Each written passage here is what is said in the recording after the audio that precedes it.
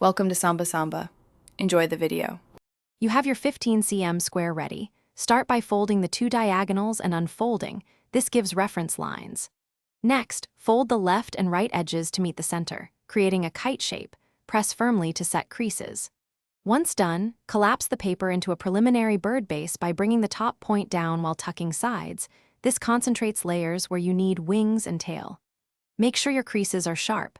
That accuracy simplifies every later step. Now shape the body. Use an inside reverse fold to form the hummingbird head. This yields a clean beak and keeps layers neat. Then, create mountain folds for each wing.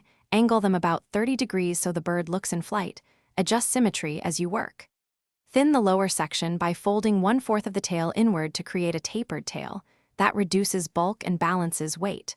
Once these elements are in place, align edges so wings can later flare. Finish by refining. Gently pull each wingtip outward and curve them to suggest motion. Small tugs change posture without tearing. Curl the beak very slightly using a toothpick or fingernail for a natural look, and make tiny adjustments to the tail so the bird balances when placed on a surface. If parts are stiff, recrease the fold in reverse or lightly dampen fingertips and reshape. This relaxes fibers and prevents ripping, so you can preserve fine details while finalizing the model. Thanks for watching.